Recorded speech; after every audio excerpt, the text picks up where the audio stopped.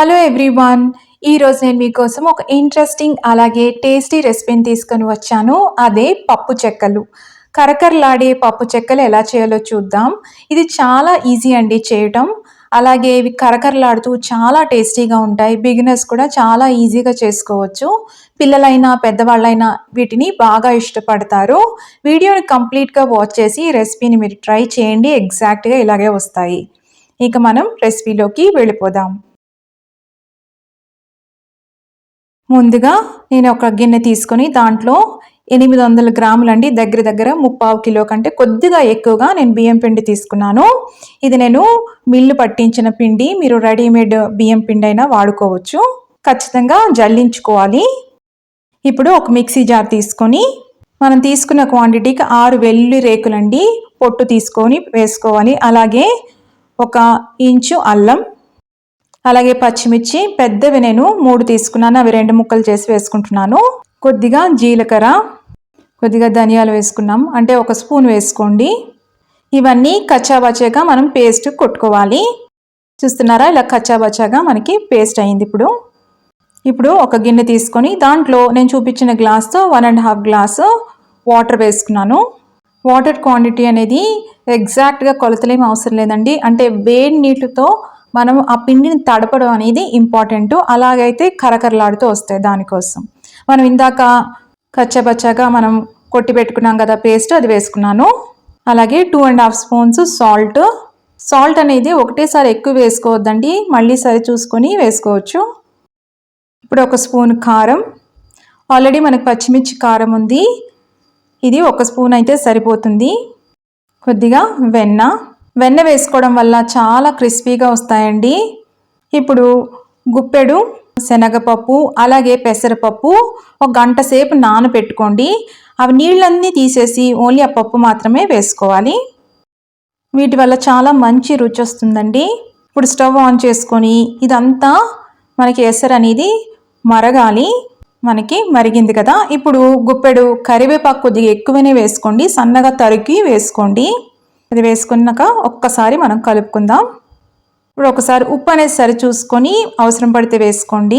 ఇప్పుడు stove off చేసేసుకొని పిండిని కొద్దిగా వేసుకుంటూ మనం ఇలా గరిటెతో కలుపుకోవాలి. స్టవ్ ఆఫ్ చేసేసుకోవచ్చు, పర్వాలేదు.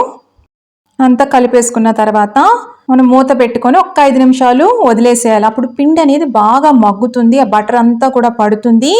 అలాగే టెంపరేచర్ కూడా మనకు కొద్దిగా తగ్గి మనం చేతితో కలపడానికి ఈజీగా ఉంటుంది. 5 నిమిషాల తర్వాత అప్పుడు ఇదంతా మనకి ఆ వేడి నీళ్ళు అంతా పట్టేలాగా మనం ఇలాగా పిండిని కలుపుకోవాలి. ఇప్పుడు చూస్తున్నారా, ఇలాగ మనం చేత్తో ఇట్లా గుప్పెట్లో తీసుకున్నప్పుడు మనకి క్రంబ్లింగ్గా ఉండాలన్నమాట. ఆ టెక్స్చర్ ఎలా ఉండాలంటే క్రంబ్లింగ్గా ఉంటే మనకు క్రిస్పీగా వస్తాయి చెక్కలు. ఇప్పుడు కొద్దిగా నీళ్లు పోసుకుంటూ, చల్ల నీళ్ళు పోసుకుంటూ మనం పిండి ముద్దలా చేసుకోవాలి. చపాతీ పిండి ముద్ద ఉంటుంది కదా, అలా చేసుకోవాలి. ఒకటేసారి ఎక్కువ వేసేసుకోవద్దండి. చూసారా, మనకి ఇలా పిండి ముద్ద అనేది రెడీ అయింది. ఇప్పుడు మనం గులాబ్ జామున్ సైజు ఉంటుంది కదండి, ఉడికిన తర్వాత ఎంత సైజు ఉంటుందో అంత మాత్రం సైజు మనం ఇలా బాల్స్ చేసుకొని పెట్టుకోవాలి. ఒకటేసారి బాల్స్ అన్నీ రెడీ చేసి పెట్టేసుకుంటే ఈజీగా ఉంటుంది. ఎవరైనా హెల్ప్ ఉన్నారనుకోండి, ఒకళ్ళు చేస్తూ ఇలా బాల్స్ చేసి ఒత్తిస్తూ ఉంటే మనకి వేయించుకోవడం ఇంకొకరు చేసుకోవచ్చు. ఒకళ్ళే చేసుకోవాలంటే మాత్రం ఒకటేసారి ఇలా బాల్స్ చేసేసుకొని అన్నీ ఒత్తి పెట్టుకుంటే మనకి ఈజీగా ఉంటుంది. నేను బాల్స్ ముందు అన్నీ రెడీ పెట్టుకున్నాను. పైన ఇలా మూత వేసుకొని పెట్టుకోండి, ఎందుకంటే బియ్యం పిండి కదా, తడి ఆరిపోకుండా ఉంటుంది. మనకి పూరీ ప్రెషర్ తీసుకుంటే ఈజీగా ఉంటుందండి. మన ఆయిల్ ప్యాకెట్ ఉంటుంది కదా, ఆయిల్ ప్యాకెట్ ఉన్న ఆ కవర్ని నేను కట్ చేసి పెట్టుకున్నాను. ఇలాగా చేత్తో ఒత్తుకొని ఇంకో కవర్ పైన పెట్టుకొని ఇలాగా మనం ఎంత మనకి పతలాగా వస్తే మనకి కరకరలాడుతూ ఉంటాయి చెక్కలు. చూస్తున్నారా, ఇలా తీసుకొని ఒక క్లాత్ పెట్టుకొని ఆ క్లాత్ మీద వేసేసుకోవాలి. ఇలా అన్నీ వేసుకున్నారనుకోండి, వేయించుకోవడం చాలా సులువుగా చేసుకోవచ్చు. ఒకవేళ మనకి పూరీ ప్రెషర్ లేదనుకోండి, మనం ఏదైనా బరువైంది కానీ లేకపోతే ఏమైనా గ్లాస్ కానీ ఫ్లాట్గా ఉన్న ఏదైనా తీసుకొని మనం ఇలా చేసుకోవచ్చు. కానీ పూరీ ప్రెషర్ అయితే మనకి ఫాస్ట్గా అయిపోతుంది. ఇలాగా ఒక క్లాత్ మీద వేసుకున్నాను. ఆయిల్ ఇప్పుడు బాగా వేడయిందండి. ఇప్పుడు కొద్దిగా ఆ బియ్యం పిండి ముద్ద కొద్దిగా వేస్తే వెంటనే పాపప్ అయింది చూసారా, అంటే రైట్ టెంపరేచర్ ఉన్నట్టు. ఫ్లేమ్ ఎప్పుడు మీడియంలో ఉండాలి, హై ఫ్లేమ్లో ఉంటే తొందరగా ఉడకదు, అది తొందరగా మాడిపోతుంది. ఇప్పుడు ఒకవేళ ముద్దలు ఉన్నాయి కదా, అవి తడి ఆరిపోతే చేతికి కొద్దిగా మనం తడి వాటర్ పెట్టుకొని మనం ఇలా మళ్ళీ ఉండలా చేసుకుంటే మళ్ళీ తేమ వస్తుంది, దాంట్లో ఒత్తుకోవడం ఈజీగా ఉంటుంది. ఆయిల్ వేడెక్కింది కదా, ఇప్పుడు ఇవి వేసుకుంటున్నాము. ఫ్లేమ్ ఎప్పుడు మీడియంలో ఉంటే కరెక్ట్గా ఉడుకుతాయండి, హై ఫ్లేమ్లో ఉంటే మాడిపోతాయి, మధ్యలో ఉడకవు. లోలో పెట్టుకుంటేనేమో ఆయిల్ బాగా పీల్చేస్తాయి. ఒక్కొక్కటి పాపప్ అయిన తర్వాత పైకి అప్పుడు ఇంకొకటి వేసుకోండి. ఇలా వేసుకోవడం వల్ల అతుక్కోవడం అలాంటివి జరగవు, మీకు అది ఫ్లిప్ చేసుకోవడం కూడా ఈజీగా ఉంటుంది. వేసుకునేటప్పుడు కేర్ఫుల్గా వేసుకోండి, పక్కన సైడ్ నుంచి దాన్ని డ్రాప్ చేయండి, అప్పుడు ఆయిల్ అనేది మీద తుళ్ళకుండా ఉంటుంది. వెంటనే ఇంకో వైపుకి ఫ్లిప్ చేసుకోవద్దండి, కొద్దిగా అది గట్టిగా అవ్వాలి. అయిన తర్వాత రెండో వైపుకి ఫ్లిప్ చేసుకోండి. ఎప్పుడైనా ఏదన్నా మనకి వేగింది, అది క్రిస్పీగా అయిందంటే అర్థం ఏంటంటే అక్కడ బబుల్స్ వస్తున్నాయి కదా, ఆ బబుల్స్ అనేవి తగ్గిపోతాయి అన్నమాట, అప్పుడే అవి క్రిస్పీగా అయ్యి ఉడికినట్టు అర్థం. ఇప్పుడు చూసారా వేగిపోయినాయి. ఇప్పుడు మనం ఇలాగా చిల్లు గరిటలో తీసుకొని మనము ఆ చిల్లు గిన్నె ఉంటుంది కదండి, ఆ గిన్నెలో వేసుకుంటే ఎక్స్ట్రా ఆయిల్ ఏదన్నా ఉంటే దాంట్లోకి వచ్చేస్తుంది. తర్వాత వేరే గిన్నెలోకి తీసుకోవచ్చు. అలాగే మిగతావి కూడా వేయించుకోవాలి, ఒకటేసారి ఎక్కువ వేసేసుకోవద్దండి, మనకు ఉన్న కడాయి కెపాసిటీని బట్టి ఒక 3 లేకపోతే 4 సరిపోతాయి. ఒక్కొక్కసారి ఇలా నల్లగా అయిపోతాయండి ఫాస్ట్గా, ఒక్కోసారి ఫ్లేమ్ మీరు రెగ్యులేట్ చేసుకోలేకపోతే ఎప్పుడు ఎట్లా వేసరాలు వేసుకొని కాస్త ముందే తీసేసుకోవాలన్నమాట.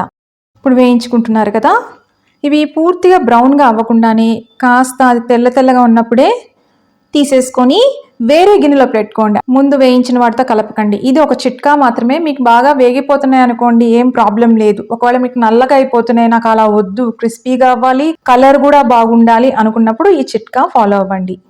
ఇవన్నీ తీసుకొని ఒక ప్లేట్లో వేసుకోండి. ఇలాగా మొత్తం అన్నీ వేయించుకోవడం అయిపోతుంది కదా, అప్పుడు ఆయిల్లో మళ్ళీ ఒక 3 వేసుకొని ఒక్క అర నిమిషం ఉంచుకుంటే అవి క్రిస్పీగా అవుతాయి, ఆ రైట్ కలర్ కూడా వచ్చేస్తుంది. ఇలాగ బజ్జీలకి చేస్తారు, పునుగులు కూడా చేస్తారు, ఎందుకంటే క్రిస్పీగా రావడం కోసం. ఇలా చెక్కలు కూడా ఇలా చేసుకుంటే ఏమిటంటే మనకి చక్కని రంగు వస్తుంది, అలాగే మంచి క్రిస్పీనెస్ కూడా ఉంటుంది. నేను తీసుకున్న క్వాంటిటీకి దగ్గర నాకు 90 చెక్కలు అయ్యాయండి. సైజ్ చూస్తున్నారు కదా, ఈ సైజులో నాకు 90 చెక్కలు అయ్యాయి. చాలా బాగా వచ్చాయండి, చాలా క్రిస్పీగా ఉన్నాయి, టేస్టీగా కూడా ఉన్నాయి, చక్కగా నిలవ కూడా ఉంటాయండి మనం ఎయిర్ టైట్ కంటైనర్లో పెట్టుకుంటే. నిలవ చేసుకున్నప్పుడు స్టీల్ డబ్బాల్లోనే నిలవ చేసుకోండి, ప్లాస్టిక్ డబ్బాల్లో చేసుకోవద్దు, హెల్త్ పరంగా మంచిది కాదు. ఇలాంటి ఇంట్రెస్టింగ్ రెసిపీస్ కోసం హెల్దీ ఫ్లేవర్స్ ఛానల్ని సబ్స్క్రైబ్ చేసుకోండి, రెసిపీస్ ట్రై చేసి ఎలా ఉన్నాయో చెప్పండి. చూసారా ఎంత క్రిస్పీగా వచ్చాయో, తప్పకుండా మీరు రెసిపీని ట్రై చేయండి, ఎలా వచ్చిందో కూడా కమెంట్స్లో పెట్టండి. మళ్ళీ మరొక ఇంట్రెస్టింగ్ రెసిపీతో మిమ్మల్ని కలుస్తాను, అంతవరకు stay healthy happy. Thank you.